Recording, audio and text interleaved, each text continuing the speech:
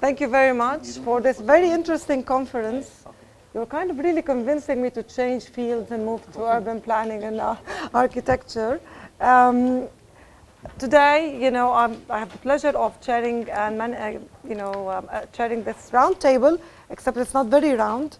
But we will try to address two questions in this panel.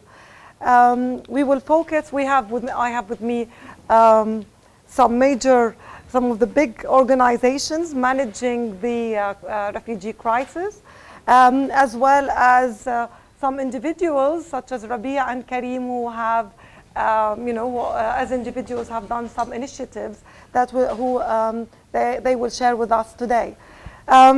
Today, the main objective of this roundtable is to focus on the policies of these big NGO, international organizations.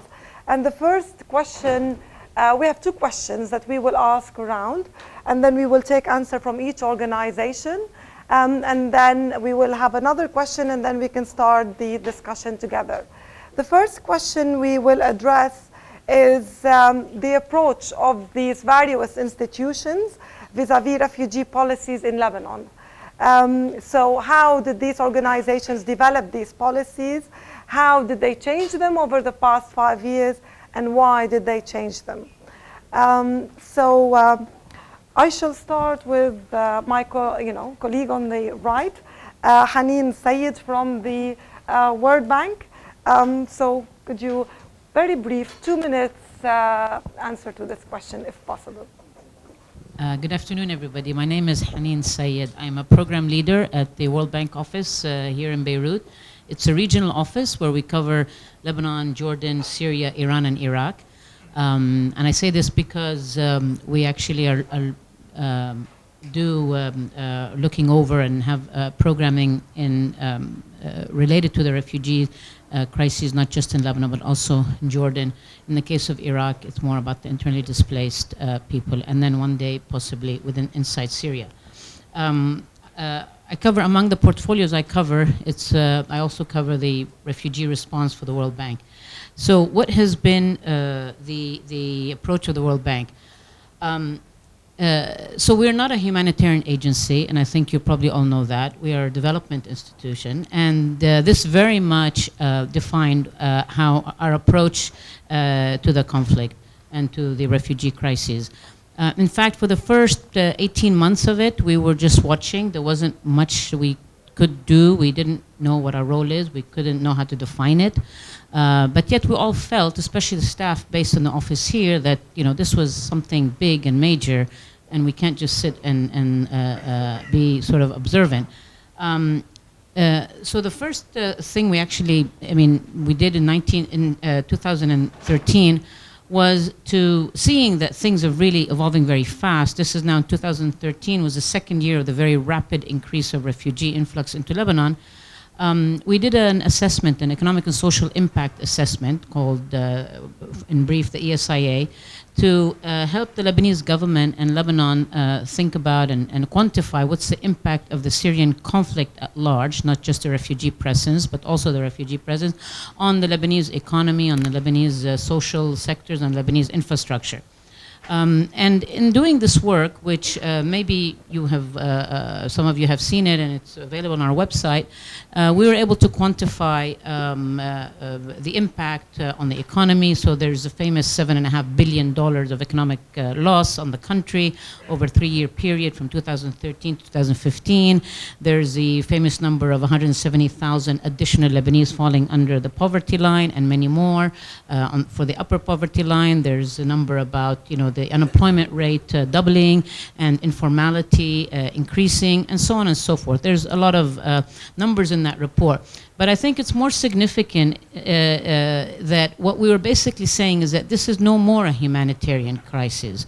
This is a development crisis, if not even existential crisis for Lebanon, if you want to go that far. But certainly from the point of view of the World Bank and our mandate, this was very clearly a development crisis. Lebanon was changing in the way we know it. Already before the crisis, it had weak public institutions, it had, electricity, water issues, infrastructure, public schools were, of low quality, and so on and so forth.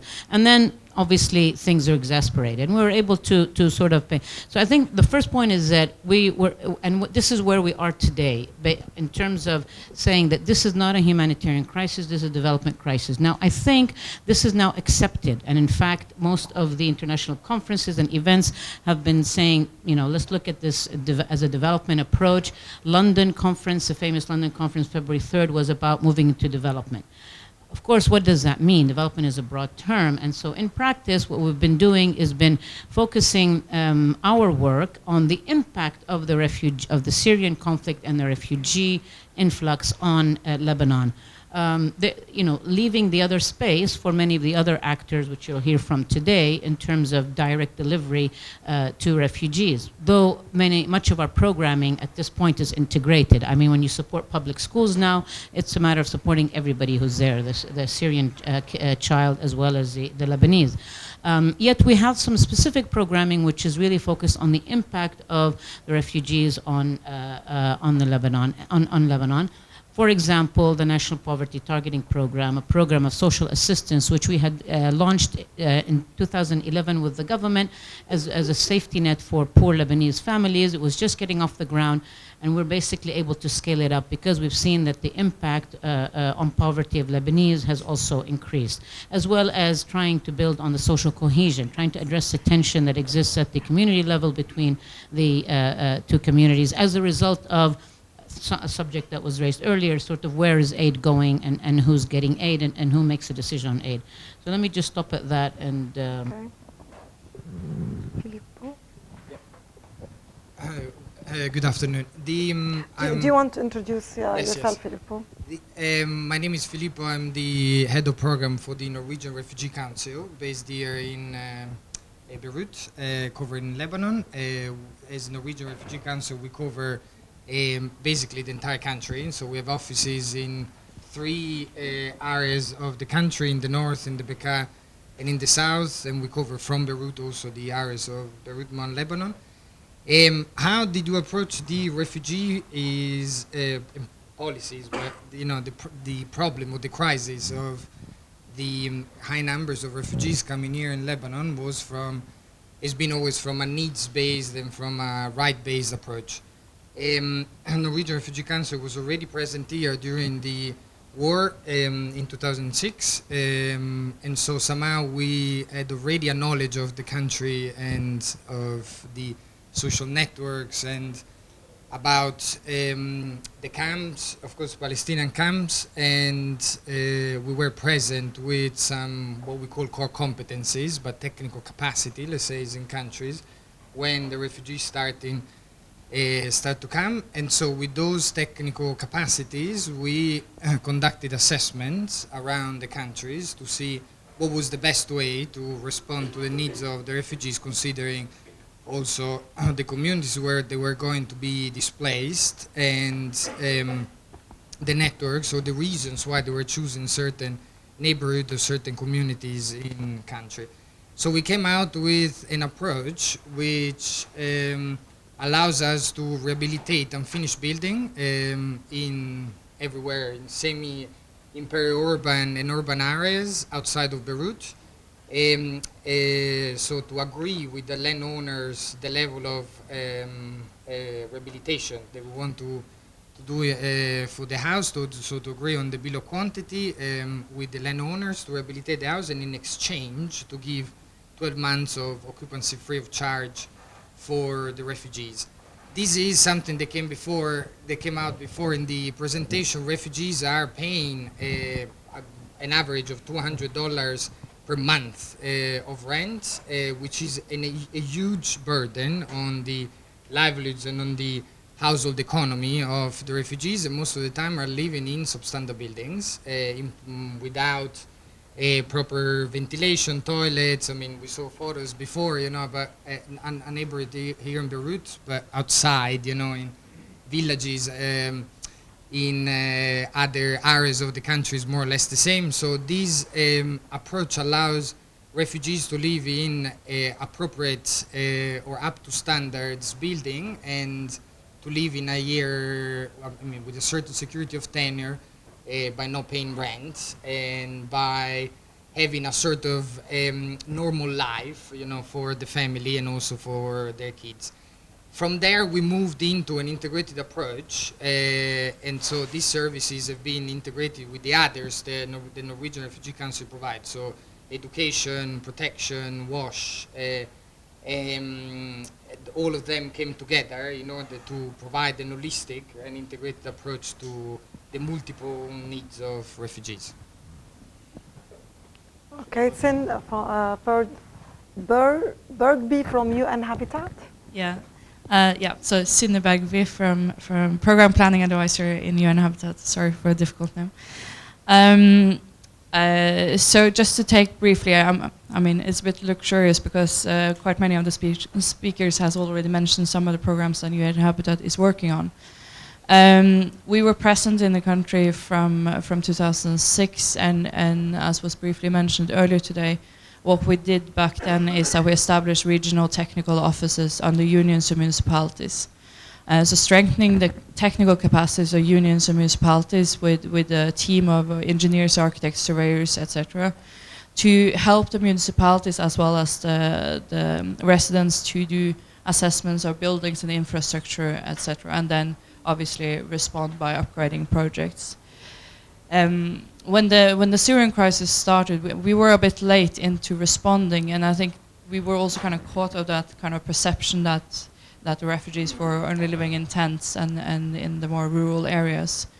So it took a bit of time, but then we were approached by unions and municipalities and by municipalities to respond. So we reinitiated the program of establishing technical offices in unions, and I mean, we did shelter assessment and rehabilitation pretty much in the same line as NRC was doing it, and also did quite many infrastructural projects and larger scale infrastructure projects as well from 2013, which basically, I mean, benefited the whole communities, not just the refugees. But I think after a couple of months and years, we had the realization that this was very much an urban crisis. And I think one of the I mean, key aspects, also going back to some of the discussions from earlier speakers, I mean, in the beginning of the crisis, we replicate from other crises. So we will respond in the kind of same format, the same coordination structure, which is pretty much the same all over. And then we realized that we are not allowed to establish camps. Okay, so we need to respond where the refugees are, and we see also more and more evidence of the refugees setting up tents in rural areas, and we see pictures of that, and also the maps which Mona just showed with the kind of the distribution of the refugees across the country really highlights that the refugees are all over, but only 17% are actually living in informal tent settlements. And we are in a country which is 87% urbanized. So we were trying to then find evidence where are the rest of the refugees, and we found more and more evidence that they are in fact concentrated in either the old towns or in poor urban neighborhoods. So our program has shifted more and more into urban analysis and research, urban governance and capacity building, and then of course the response in typically infrastructure, service management, etc. And I think that that kind of acknowledgement that there is an urban crisis that has taken a bit of time. I think we're gradually getting there in the overall response, but we're still lacking evidence, and that's because people move, and we get more and more evidence that there is, for instance. Take the food cards that was mentioned, they are more and more increasingly used in the cities. There is more street children. Because of the visa restrictions of refugees, we know that if you're going to hide from the authorities, you're more likely to hide in the city rather than a small village. So we know that there is also global trends that informs us that people will move to the cities. But exactly how that will unfold and if that will actually increase the resilience because people can participate in the informal economy, or actually increase the pressure of specific vulnerable and poor neighborhoods, that's something that we're kind of still searching evidence for, and which is pretty much what we are engaging in a kind of large policy formation now. Okay, so we'll move to Daniel Dilati from CARE International. Yes, my name is Daniel. I'm from CARE. When I was first approached by Muna and she said, you know, you're going to be speaking at 6:30 on Friday evening, I said, who's going to come and listen to us? But I'm surprised.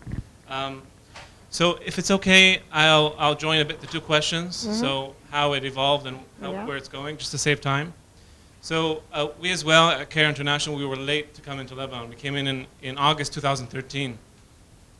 And just before telling you about what we do, did and do, maybe just a quick time frame of how it went. So as Sine was saying, you know, when you first come into a crisis, you redo what's been done somewhere else, and then you start looking at the context. So what happened here is that certain systems were established, programs, approaches, methodologies about, you know, intervening, and then it shifted to, okay, we need to target the most vulnerable of the population, the refugee population.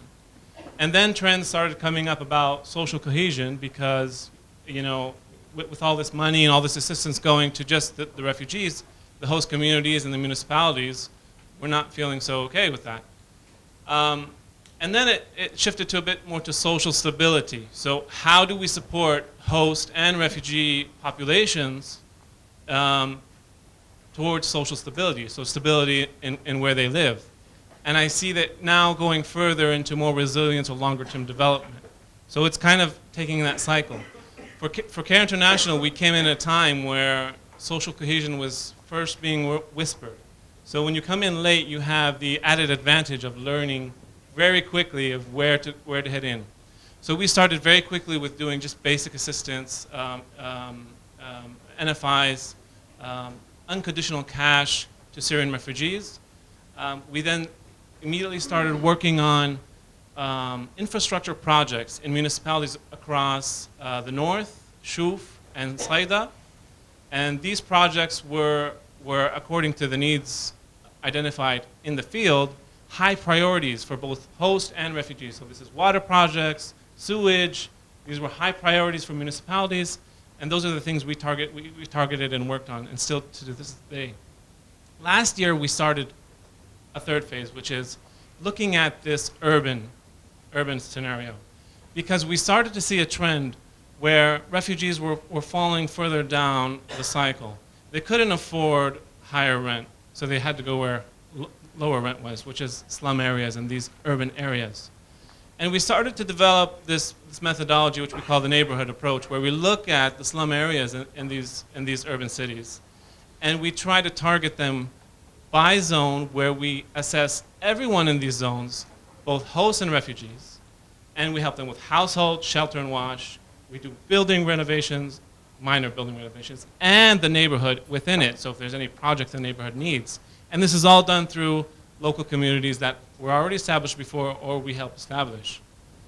Going forward, we want to see, we hope we can do two things. Learn more about the overall context. So, I mean, all of you are more experts than I about that this is a complex ecosystem that we have to understand. And if we want to do longer term planning, we have to understand it well. So we want to first do that. We want to do more research and understanding about what these ecosystems are about, what the needs are, and how they interact.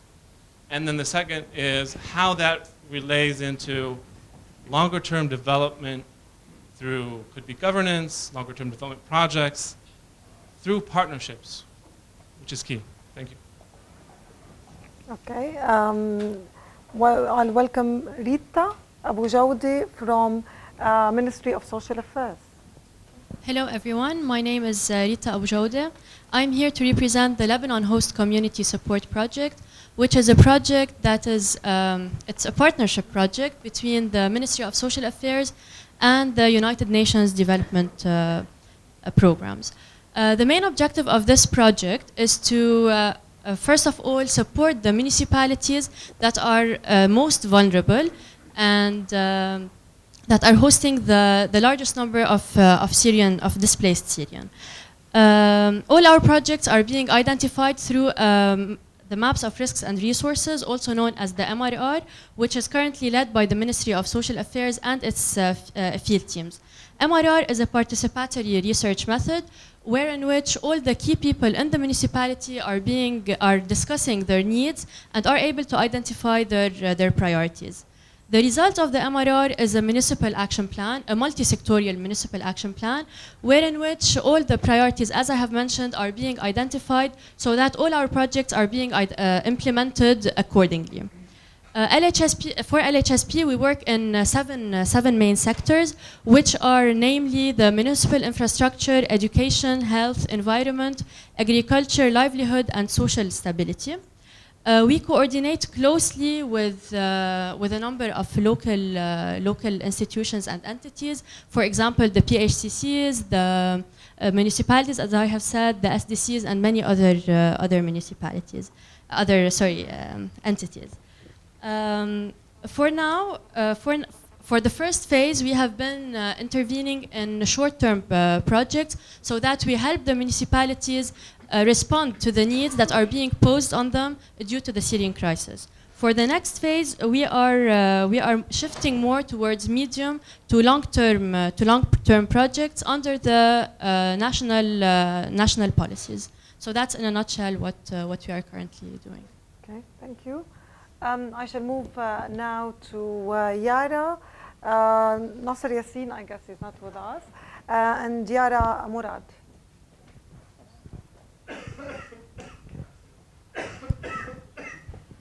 Hi, my name is Yara Murad, and I'm the program coordinator of the Refugee program at the Isam Faris Institute. So to just give a background on the Isam Faris Institute for Public Policy and International Affairs, it's a research-based and policy-oriented institute that was established in 2006. And the aim of the institute is really to harness and initiate policy-oriented research that can feed policymakers and decision-makers in Lebanon and the region. In 2008, the institute established a program, which was a multiple-year program, mainly around Palestinian refugees. Since at the time... Okay. It's very close to my mouth. Since at the time, most of the work done was revolving around Palestinian refugees in Palestinian refugees camps and outside camps. Recently, with the crisis that started in Syria, the Institute decided to expand the scope of work of the program, and we became the Refugee Research and Policy Program.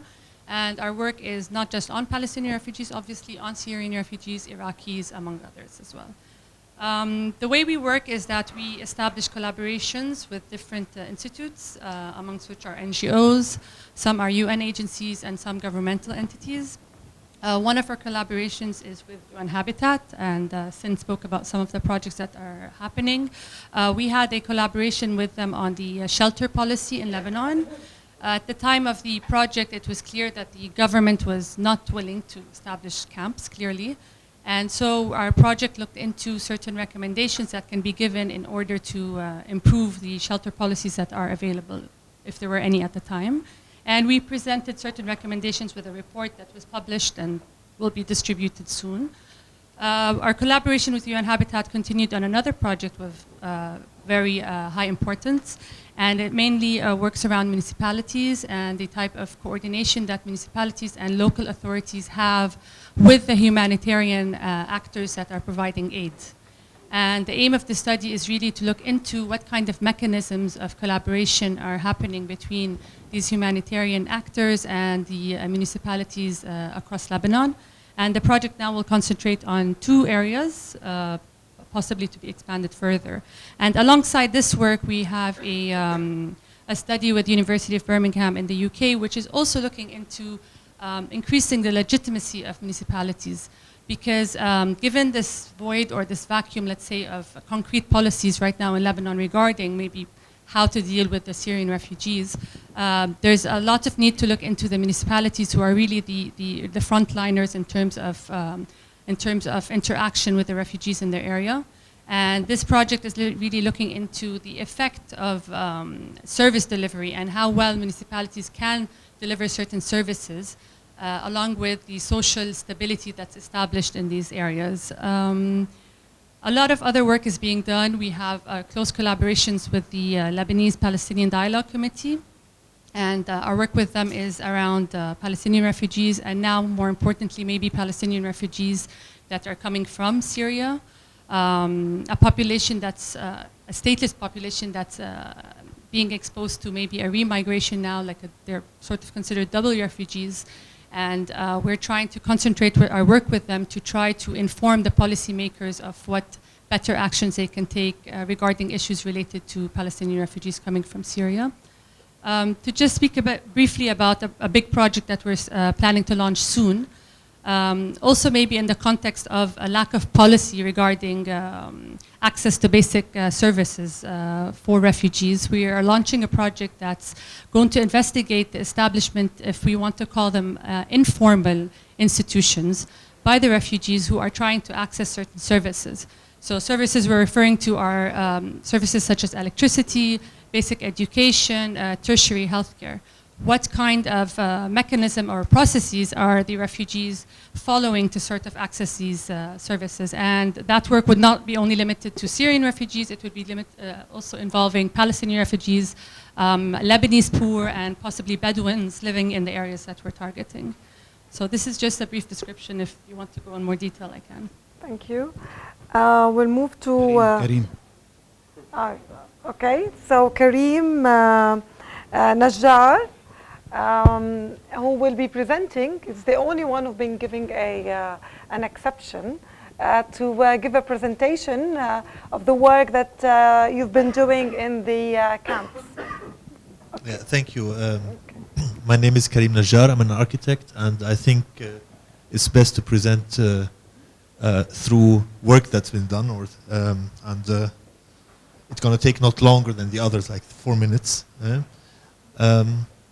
So this is an example of a refugee module for a school that considers actually the problematics of the existing refugee schools in the Bekaa Valley or around. So the assessment was, firstly, the project goals was to provide adequate learning facilities for refugee settlements. For instance, the problematics of extreme temperatures that exist, like in the Bekaa Valley, challenge children's health and often leads to cancellation of classes. Another one is poor air quality, the high CO emission. The result is actually that the children reduce their ability to learn. It goes down to 40%, so that's and poor light conditions. And we wanted to respond to that through a design approach. I must admit that this diagram was a layout after we've done the school, so it's sometimes also works the other way around, that you do something and then you come up with the result. But it is about a sustainable design approach to create good learning conditions. Actually, it's about the comfort for the students. The second is, of course, social responsive, that it has a participatory process, and it's relocatable and adaptable use, and environmentally friendly. So I'm going to go through the first sketch. We're thinking of earth bags because we cannot use kind of solid materials, and a cooling system or a ventilation system that's generated by earth ducts, like the thermal cooling, and a solar chimney that accelerates the air and sucks out the hot air or the used air. So we worked with engineers and to simulate all these aspects of thermal comfort, and we came up with a concept where we can use local materials, going to jump through them. And this is kind of the concept of how this operates, a cooling system that's, and a heating system through geothermal earth ducts. This is the prototype how it was built. Different site preparation, the leveling, earth duct assemblage. The earth duct, actually, this is these hollow blocks are assembled, so they build kind of the ducts. Soil testing, sandbags filling, closing the sandbags, and then the foundation and waterproofing. You can see here the earth ducts, which are in the embedded in the ground. And then developing a new framing system, which is done out of PVC tubes. Very simple, can be assembled very quickly, as you see. And this framing system is then filled with sandbags. These are on the right hand, you have the solar chimneys that accelerate the air and suck out the hot air, or the kind of, yeah.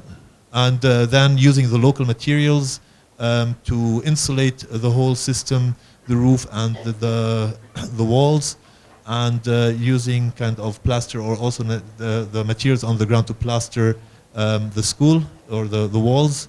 And here you see kind of the refugees helping out and being part of the process. And actually the results are amazing, because if you see like the temperatures inside, they're on 25, even though the heat goes up to 30. So you have excellent, I would not say just adequate, but really excellent conditions where the children can learn. They have good light conditions. These are kind of, they're in the thermal comfort zone. You go in there, and it's kind of an excellent climate there, and you can see that the light is very well distributed. And that's it. Thank you. Thank you. Thank you. Thank you very much. May I improvise a bit, Mona, and use my power as a moderator? Rabi, I thought you were together, aren't you, or not? No? Sorry. Because it says Rabia Shibli and Karim Najjar, so I thought you're part of one presentation. I'll be brief and address the 2 points, the approach and the policies. I'll present the Center of Civic Engagement at AUB. In the center, we do acknowledge, and this, I will talk a bit about maybe AUB's role and commitment to addressing the refugee crisis. So we acknowledge that we live in a complex, in a geography of, it's a complex axis of crises, which has been repetitive over and over. And in order for us to be able to address or to engage in proposing any forms of changes in this chaos, we need to be sophisticated enough to understand the level of entanglement within the setting in order to address it. So what we try to do in the center is to link the AUB community with the most pressing needs facing the communities. So the center was established, I think, in the aftermath of the 2006 war. There's been a lot of initiatives done by AUB community regarding each and every crisis that's been facing Lebanon. In 2012, we started, the center started a campaign, a closed donation campaign. Students went there, started sorting, distributing donations. It went to the project of WASH, which is basically just building latrines in the informal tented settlements for refugees. It developed to building dry sanitation systems, and we can talk more about it. In August 2013, we had a group of civil engineering and architecture students and landscape students in a summer camp. We designed a model called Ghata. We built and tested the first model in one of the informal settlements in South Lebanon. It was a very success. The impact was very successful. The second model was assembled on AUB campus. Soon after, we found ourselves assembling a few other models all over Lebanon due to the complexity of the situation, and not to raise a lot of anxieties regarding the temporality or the permanent state of refugees. We were granted an okay from the Ministry of Social Affairs to use it for educational purposes.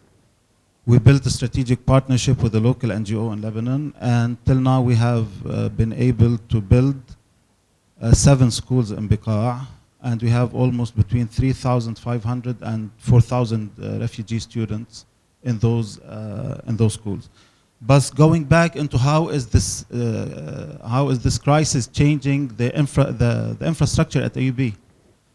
We have realized that there's been a lot of interest by faculty and students in terms of addressing and going out there to the field and supporting in hands-on.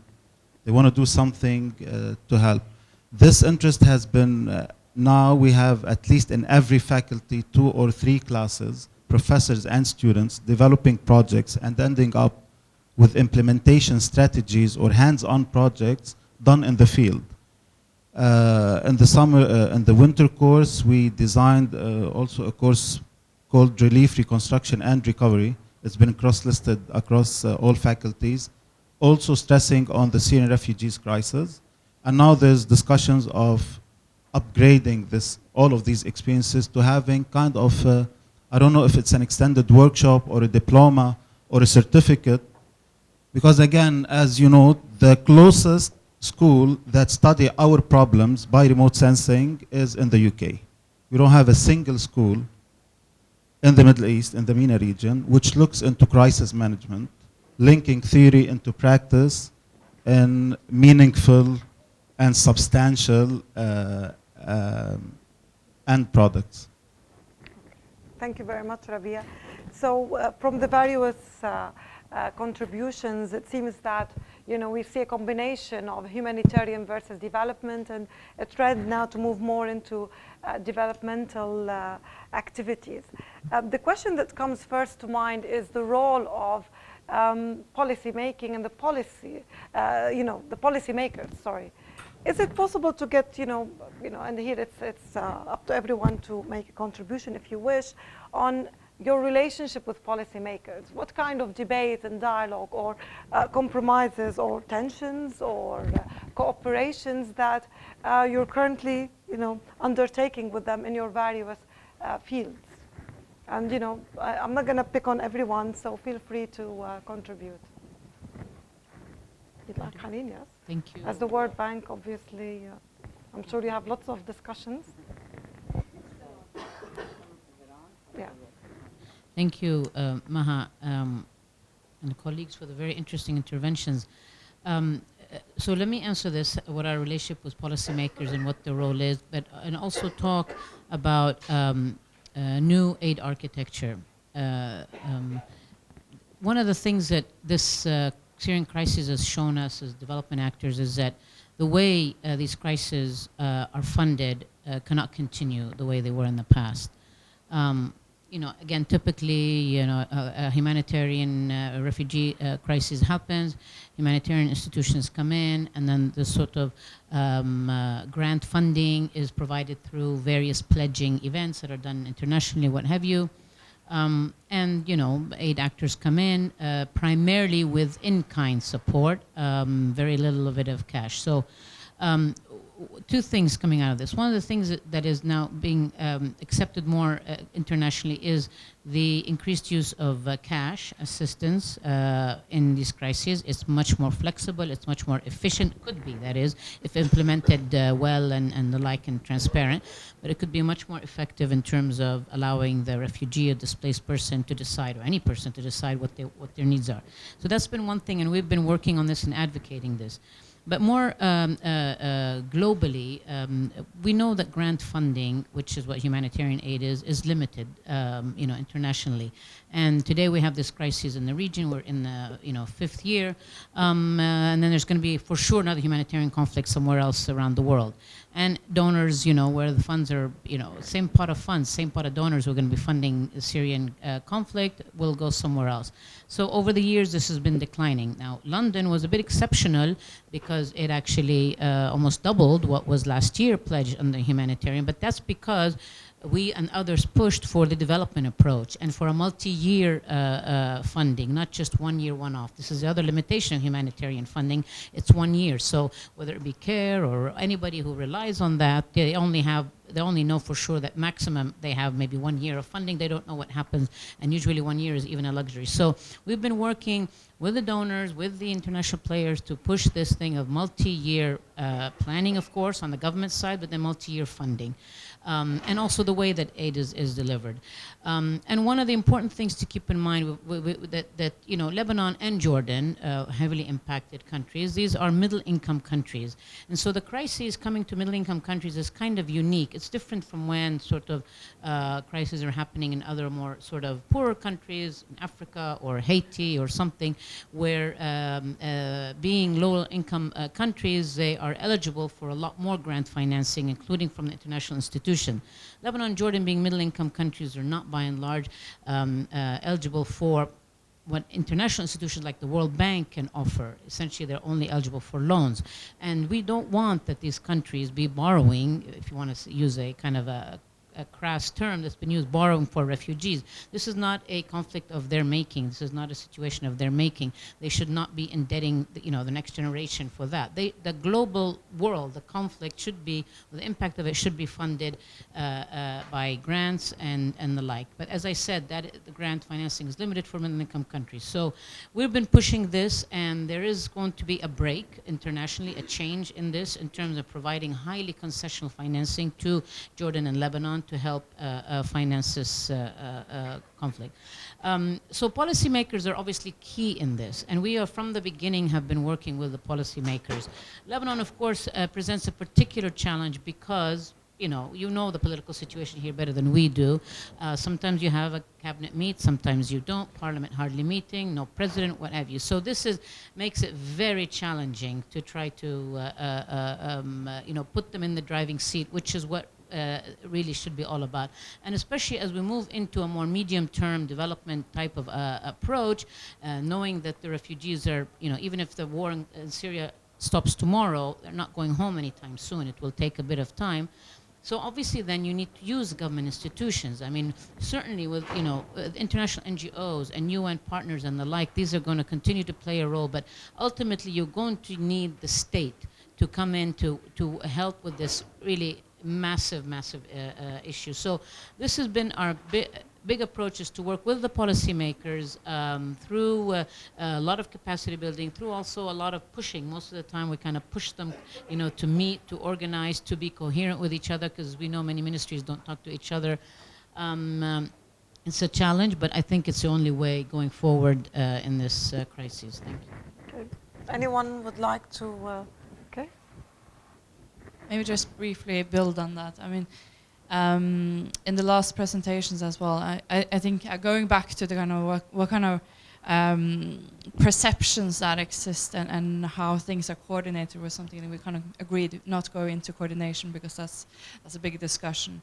And there was a quite unsuccessful coordination review that was hidden in a drawer and never talked about again.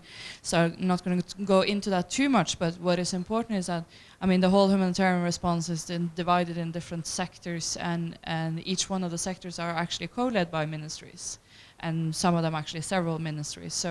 So eventually, before 2015, there was an agreement of moving from just a response plan to the Lebanon crisis response plan, and I'm not sure if that has been mentioned earlier in the conference, but of course that is a framework that both looks at the humanitarian needs and the stabilization, and it is really the engagement of the different ministries that are also going to set the agenda for how we're going to respond. But then, of course, let's say the shelter sector, which we have actually two of the co-leads here today, is one of the tricky ones, because we are not allowed to establish camps. So while it was mentioned that there is many camps here, there is maybe more than 3,000 informal tented settlements. That describes the difficulties in responding in that kind of environment. But then you have all of the refugees finding shelter in the urban available apartments or work sites or garages or whatnot. That is really, really hard to respond to, and we are not necessarily always allowed to do something of a long-term interventions. So when we then go into what kind of policy frameworks we can engage with, and let's say in the urban planning, so we have the National Physical Master Plan. this is a plan that was planned for a population up till 2030 of 5 million. So a couple of years ago we surpassed that planning figure, and it's not necessarily very helpful for us now to figure out what kind of response we can provide within that policy framework. But there I think there is a quite big lack of knowledge about informality, and also the positive sides of kind of informal landscape that we have in this country, which is very hard for the ministries to really understand. But can they actually do some kind of planning in informal areas? If you have a densification of vulnerabilities within an informal areas, can you actually respond to that? And so far, I think many of the ministries struggles a bit there, and we are allowed to do long-term interventions outside anything that's informal. But most of the hardcore vulnerabilities are absolutely in the informal sectors. Long day. I wanted to talk a little bit about what Dr. Fawaz said, and second, what you said about having a shared common. And what I want to talk about is accountability. I'm not going to talk about the government's role. I'm going to talk about accountability of two groups. Researchers and, let's say, the people of the civic society of Lebanon. Somebody has to be the cynic, or else it's not fun, so I'll be the cynic for now. Funding is short term. It's not very planned. It's not planned well. And it's managed and implemented not so well, being an implementer myself. There are parallel systems. So there's one system that goes through international agencies, a little bit with the UN, international organizations. There's another system, or the informal market, that nobody talks about, and that's a large market as well. There's the local, what people are doing at the local, local businesses, private sector is helping out. We don't talk about it. We don't look at it. We don't realize that with policymakers we have power. The donors that come here actually want to listen to us. They're accountable to the government, to regional stakeholders, let's say, and their state departments. When we, let's keep the government out of the discussion, when we, whatever we is, we hold them accountable through more research, through looking at it differently, through asking for more planning, for asking about a different funding mechanism, I think we'll be surprised with how far we can get. So I just want to link that back up to what would be your name? Said about finding that. Doing this, I've realized that we all have something I like to call chronic amnesia. And yes, we start each crisis with the same models, but even within the same model, from year to year, we have chronic amnesia because all of a sudden, there's a donor knocking on our door saying, we have more money. And we instantaneously forget about what we want to be critical about and going back to whatever we're doing. So accountability. Thank you. Thank you. For LHSP, since it is a partnership between the Ministry of Social Affairs and UNDP, so by default we are working in close coordination with all the policy makers and the decision makers in the field. In addition, I would like to mention that for our project we have a technical group which consists of a number of ministries. We have the CDR, the Prime Minister Office, the Ministry of Interior and Municipalities, Ministry of Education, Agriculture, Environment, Economy and Trade, Public Health and Energy and Water. what is unique about this process is that all these ministries and decision makers, they have sat all together, they set guidelines and criteria for our projects, for all the implemented projects. In addition to that, they are decision makers on what projects should be implemented and what projects should not be implemented. Of course, based on the criteria set and the municipal action plan that is a result of the MRR. Thank you. Rabia, yes, and I later on would like to get the input from Dr. Wafa Sharafuddin on CDR's role in, since we're talking about development for the refugees, maybe we can get your thoughts. I'll give you some time to think about that while Rabia gives us his input. Oh, sorry.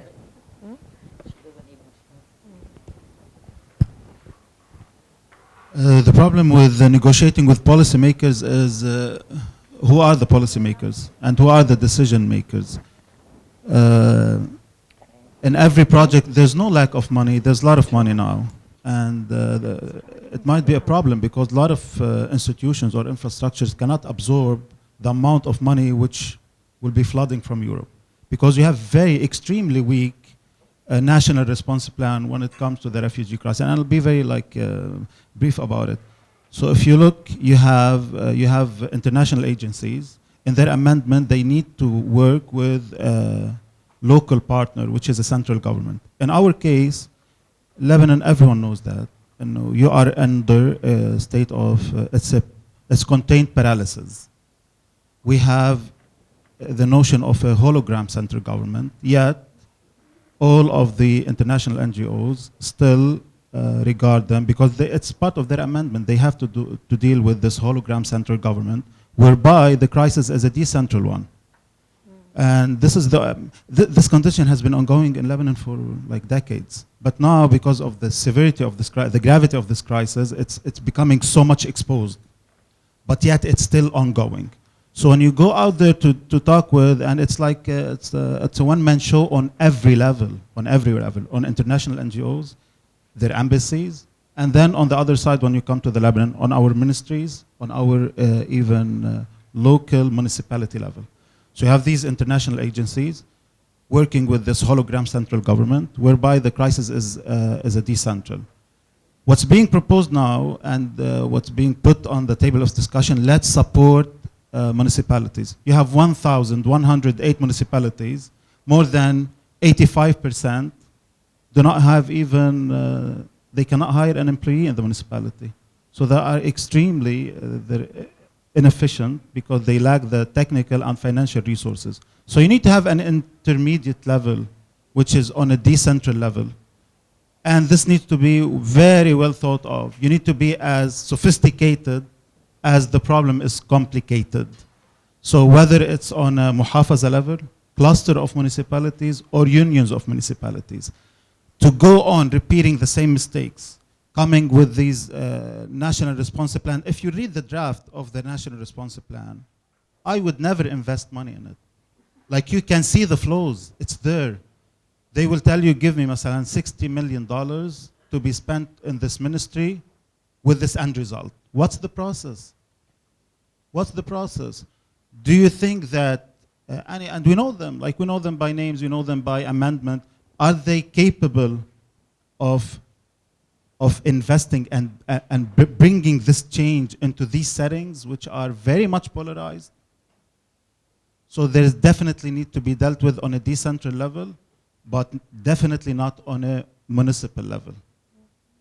Thank you very much. And I think here what Catherine said in her presentation about the survival rather than living for future, I think really applies a lot to the way we're approaching refugee response here in Lebanon. Before I move to Dr. Wafa, Filippo, sorry, I didn't see your hand. Okay. Well, the engagement with policymakers, I think, is key in this contest, in this crisis. I fully agree about what has been said now about who are the policymakers and who are the decision makers. There are multiple actors, coming into, and we shouldn't forget also, I mean, which policy we're talking about, because, I mean, there is a legal framework about refugees in country, which is particularly restrictive towards refugees. The legal stay of refugees is very complicated. There are very requirements and pledges, you know, the refugees have to sign in order to stay legally in country, and not to talk about, you know, the money or the fees that they have to pay in country. So, as we said before, I mean, it's a complex emergency that requires also an integrated approach. And sometimes, you know, the policies, I mean, that should address refugees should be also integrated, whereas most of the times, you know, we are addressing on a sectoral levels, and so we are somehow succeeding, I think, and we've seen the evolution in the country to tackle and to address some policies issues in the country, but sometimes, you know, the discussion we're also losing, you know, the overview or about what can be achieved by, I mean, with an integrated approach. Recently, or the London conferences were saying as launched or has rolled out, you know, an important debate, you know, in country about the livelihoods of the refugees or the possibilities of the refugees to work. And so there is a lot of heated debate about whether that is going to be allowed or not in the country, but that is another key aspect on life of the refugees in country, because we've been talking about providing shelter, we've been talking about where the refugees are settling down, but they are settling down where they can find the cheapest option and where they can live, you know, in where they can have services available which are cheap, because they have or where they can find jobs, you know, some in the informal market.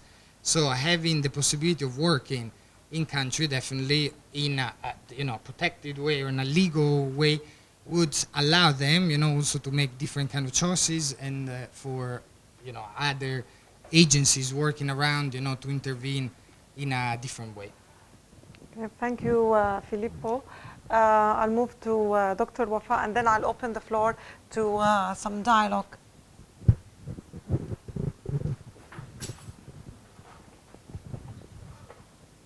Sorry about that. I'm not.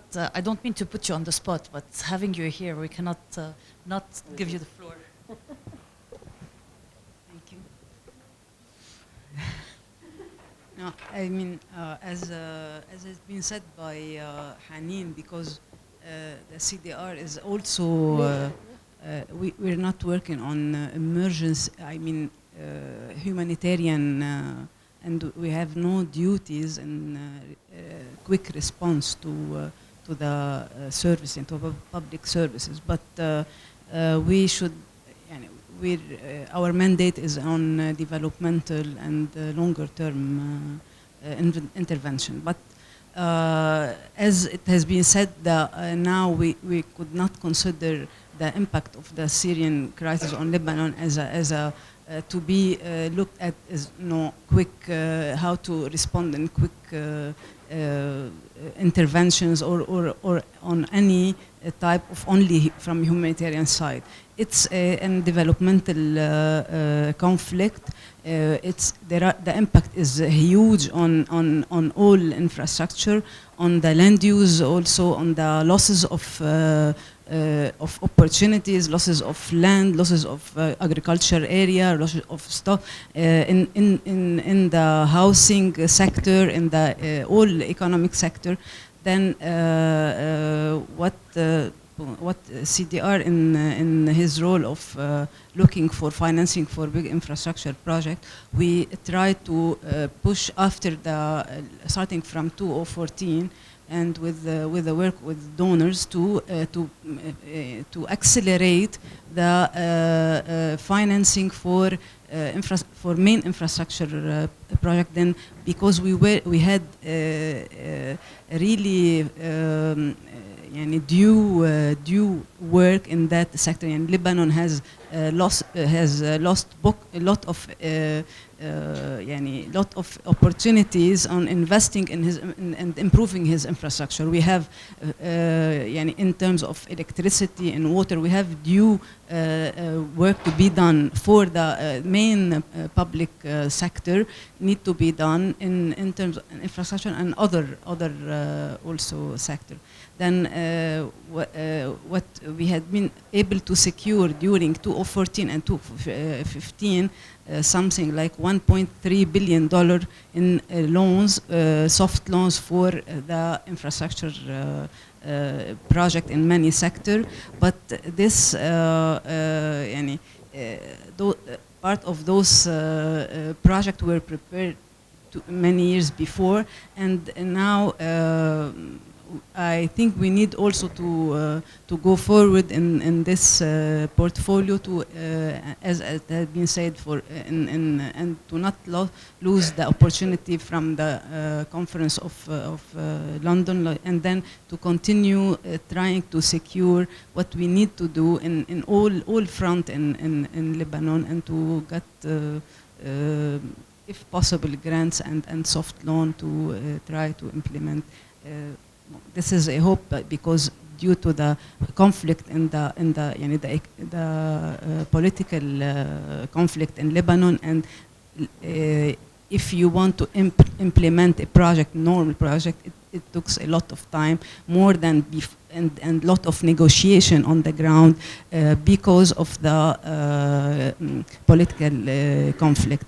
Now, it's a big debate, need to be discussed and further. It's not maybe this is the moment, but really now the difficulty to implement project on the ground for the good for everybody becomes a difficult action, impossible action. We need to negotiate on everything. You need to take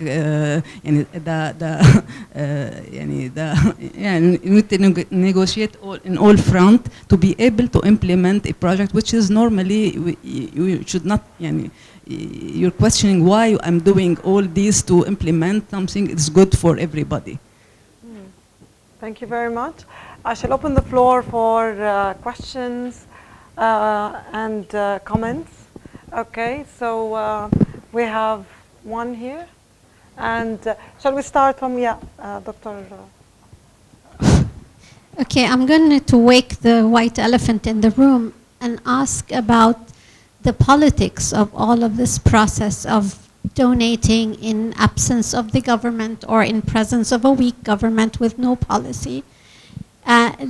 No one can deny the complexity of Lebanese politics and all the strings attached. And I was surprised that no one mentioned the politics of the processes in which they are involved. And I'm also surprised that 5 years into the problem, in a country that has longer than a 5-year issue with refugees since 1948, that we're still talking about quick responses and no long-term plans. So I wonder if you want to comment on these two issues. Okay, and we have a question there. Thank you. I just want to talk about the process of policy making, and I agree with Rabia. Who are those policy makers, and can we talk about policies for refugees in Lebanon? I don't think so. We're talking about projects. We're talking about crisis plans. All of you sitting on the table are talking about projects and response plans, but we cannot really talk about policies while we still don't have a national integrated policy from the government. We are talking about LCRP. How was LCRP drafted? We all know that. Were you involved in the LCRP drafting? LCRP 2017 is going to be drafted. The Lebanon Response Crisis Plan. That is seen as the government vision or umbrella. So I think there's a big question mark in terms of how can we create a platform of inclusive policy making, and what is your role, because unfortunately we don't have government sitting on the table while talking about policies on refugees. But what is your role in really lobbying towards that and holding all organizations accountable, including the UN and including yourself in this process? Thank you. Yeah. Project. Thank you.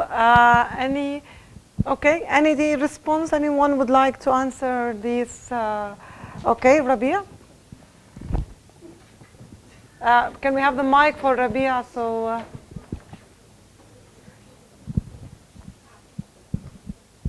I think definitely politics and drafting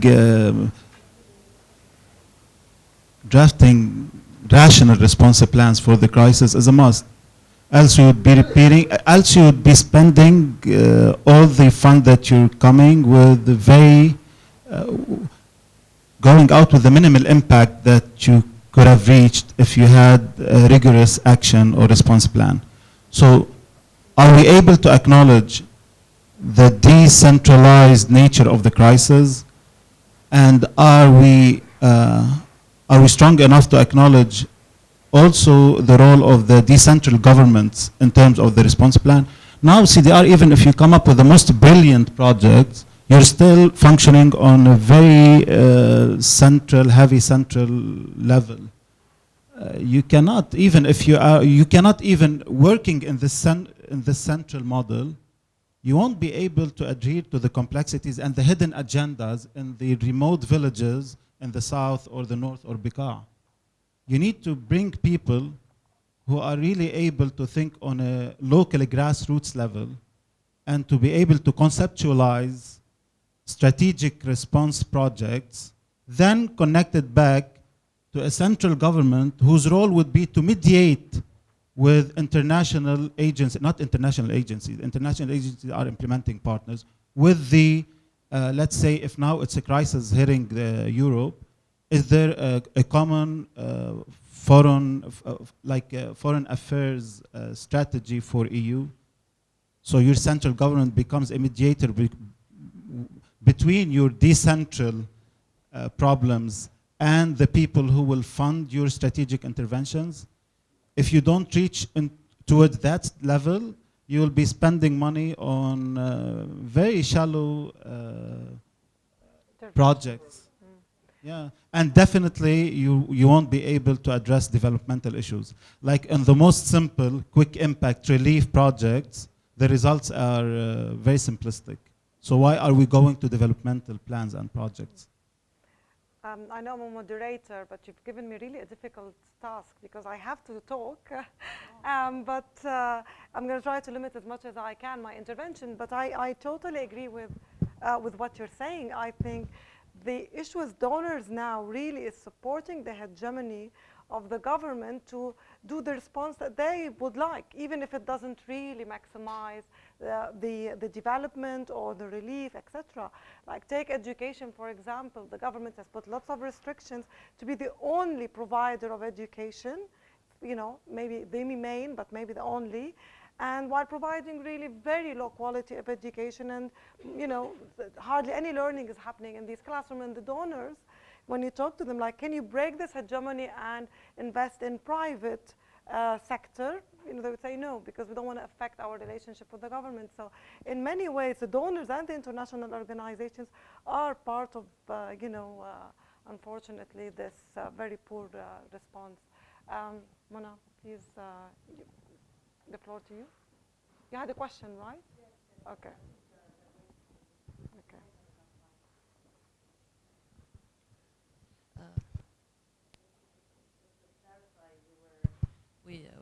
We wanted you to moderate, not only moderate, but you're here because you have experience with also refugees and interventions and policy making.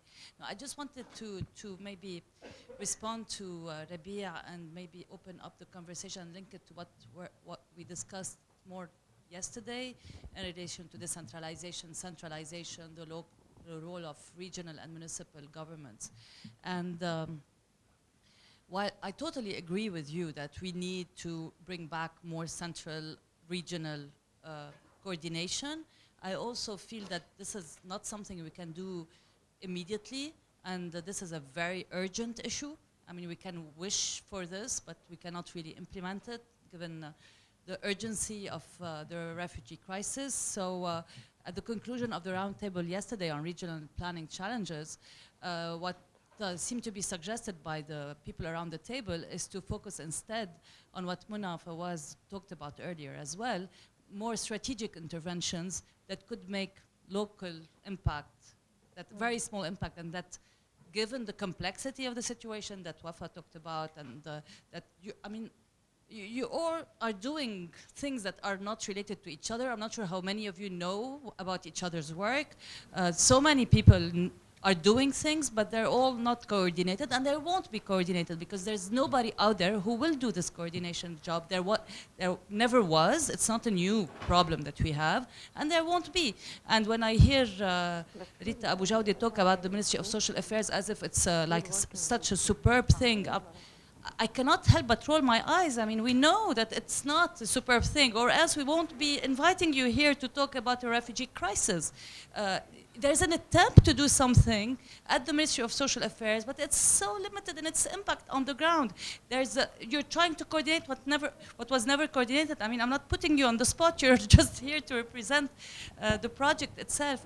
But what I'm trying to take from this, and just as lessons to inform policy, I think what we also seek to do in the city debates is to make more networks happen between you guys. So you know that at the university there are people who are trying to think about interventions that might make more impact, that in the papers that were presented today, you were not all here to hear them, but there were very important lessons learned elsewhere that can inform your interventions too, mainly that we need to spend more time doing research before designing the policy itself, and that it's worth investing the money in that before deciding importing ready-made recipes. So I'm just jumping on too many things and trying to link them, but I just wanted to put that back on the table, that instead of thinking about a regional policy or better coordination, to think how we can learn more from previous experiences and to make more networks and linkages happen between actors that are operating, for instance, in the same geographical area. As simple as that. Like, if the Ministry of Social Affairs would know about Care International working in neighborhood, that would be very good. Is he part of the people you're working with? I'm not sure. I mean, do you know about her project? Do I know Rita? No. Do you know about the Ministry of Social Affairs project? Are you part of it? Yes. You are? Okay, so this is great. So this is very good if you do that. I mean, I probably invited all of you because you know each other or something. I probably brought the one network. So I'm not. We're not contributing too much to that. But maybe Haneen can tell us something about that. Haneen, I think, has the floor to you. Two things. I'm not speaking. I will not speak for government, but. We, as World Bank, do work very closely with government, absolutely. And I will continue to debate anybody who tells me we shouldn't, regardless of how, nevertheless, dysfunctional. But I challenge anybody to tell me how a crisis of this magnitude can be dealt with, handled by pure non-government. It's impossible. And in fact, this is the first couple of years it was like that. You know, every UN agency, every NGOs were coming in, and it was chaos. I mean, you mentioned chaos. It was chaos. I think that chaos is slowly coming to sort of getting less and less for two things. First, the international NGOs are much more coordinated with each other. For example, there's a Lebanese cash consortium, which consists of the NGOs working on the issue of cash and non-cash transfers, and that is great that that's happening, because every NGO, and with all due respect with all of that work here, was doing cash distribution or cash with a different way, with a different targeting, and in different communities or in the same community. So there was no coordination the first couple of years. I can give many examples of how this coordination among the NGOs, but they can speak more about it themselves. Take the UN also, much more now coordination taking place. There are working groups, actually there's like way beyond that anything, any of you could attempt, but there's working groups on every sector, which typically are chaired by a government agency and a UN agency, and it has NGOs in it, and so on and so forth. It's a very imperfect process, but actually, and I've worked in other such situations, it's, phenomenal how it is coming together. And I insist there is no way such a thing can happen without the central government. Of course, I think on working at municipalities, and all of us have interventions at municipality level. We have a project with unions of municipalities. You know, you heard about the UNDP so we're all for that. And actually all donors are interested to fund municipalities. We fully agree. They're the first kind of, you know, response to the refugees. They're the ones that are dealing with it every day. I think that is a taken. But you need a strong central government to manage such a phenomenal crisis of this magnitude. And this is what I keep saying, you know, we are working with the institutions. With all due respect, Maha, what's happening in education, while it's true that the minister sort of is much more keen about having public education and under the education provided on the ministry, but you know, in less than 2 years, he got 200,000 additional students into the system. Quality needs to be hugely improved, yes, but I mean, he got 200,000 in. Now there's another 200,000. I mean, no country that I have seen has done this. UNICEF, who's worked globally on education responses and crises, will attest to this. And if there's anybody UNICEF here, that you know that this kind of response could not have happened without a strong leadership and from the Ministry of Education, but including everybody around the table. I think he has a lot more to go in terms of getting the NGO sector in and the like. I agree. But I mean, it's so things are evolving, and the thing about the conflict and what's happening is we're in its 5th year, but to me it's getting harder and harder in many ways in terms of, you know, because people are getting more vulnerable. Lebanese economy is having 0 growth this year, so the situation is not, so there is the challenges, but things I believe are coming a little bit more together in terms of the coordination. Working with academia, I fully agree. I think, and basically for the analytical work, we have a couple of very sort of, I think, good analytical pieces, but I think that's that's really something that we welcome. We do it, but I mean, much more can be done, because I think, you know, you have a perspective which is challenges us, and also, I mean, we're like dealing with always sort of so many things that at the same time that sometimes the conceptual things we don't have time to think about them. But and I welcome this when all the academics here, that we look for opportunities to collaborate even further. But you know, like in health sector, we're working very closely with the AUB Public Health Department on the health project with the Ministry of Health. You know, there's various such good examples already, but I believe we could go further than this. Thank you. But I have just, you know, I agree with you. The scale of the crisis makes it very difficult for any government to respond. And I think, yes, the government has to be the main partner, but then it can't be the sole partner. That's what I think we are saying. And it's not, the NGOs are not the only other partner. There are other initiatives, like in the first year, you see many initiatives from the private sector, but you know, the money dried up quickly, they're not getting any funding, they're not eligible for any funding. And also there's the issue of accountability, which Danielle brought up, and I think the donors are not really helping in accountability. And this is, I think, the issue that, you know, is echoing across this room, that the donors can have a role in pushing the government for accountability. And I know you don't have an easy role. You know, I know that all the time you are really pushing the governments and pushing the limits of the government. But you know, the idea is how we can bring as many partners in the room as possible. I'm going to stop talking and I'm going to take other, okay, Dr. Wafa.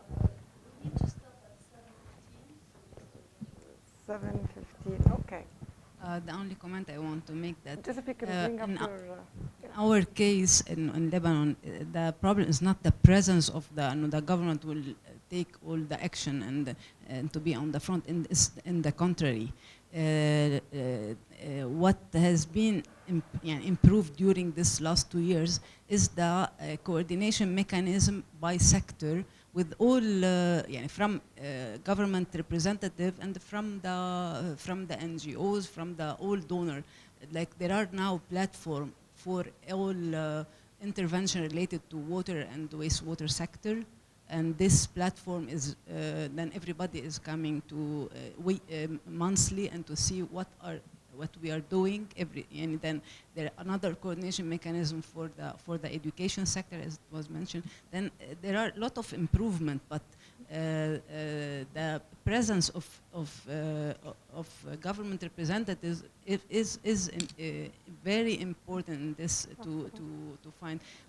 the other point is to see the importance of the crisis and to imagine what is the reality on the ground. So when you see that in less than 5 years you receive what the expected population for growth for Lebanon in 30 years, then if you you can imagine then I need to do all the service needed for 30 years in 5 years or less than 5 years. Then this is the, yeah, and already we had 20 years of less of investment in the main public services and investment in our country.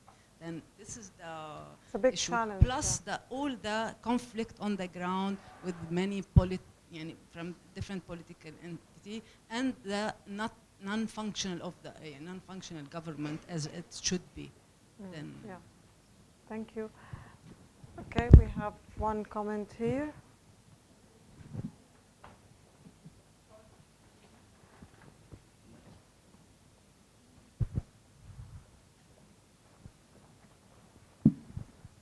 With such a negative conclusion, I would like to emphasize on the role of many partners in responding to such crises. I would like to start, and I'm not talking about World Bank, it's about the role of the donors. The donors have a huge role in this. And we all understand the mistrust between the government and the donors. And I think this should be taken into consideration when we are talking about the response to the crisis. In this situation, I think the donors have to play a key role in this perspective. They have to support the government and they have to support the different institutions and ministries in responding to this. We have lots of positive experiences that we have to build on. We have many good elements in many ministries that we have to build on them and to have to give them and empower them so that they can play a key role in this crisis. We have also to play as development agencies a very important role at the local level. Yes, as Rabia said, the municipalities are weak, and as it was said previously, the unions of municipalities are very weak. And this is why we are here as donors and as development agencies to strengthen their capacities. And I think working on this with not only strengthen the capacities of the Lebanon to respond to the crisis, but also to work on the social cohesion, which is very essential. And when I'm talking about social cohesion, I'm not only talking about the relationship between the Lebanese and the Syrian.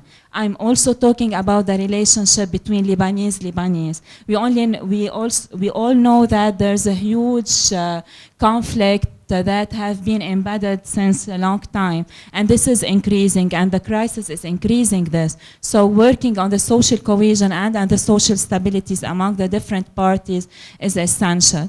And I would like to conclude by saying that there's lots of positive experiences. The civil society and many municipalities have played a key role. There's many, I'll repeat myself here in saying there's many very good elements in the ministries that we have to build on them. And thank you for the meeting. Thank you. I think our time allows only one final comment. Okay, Daniel.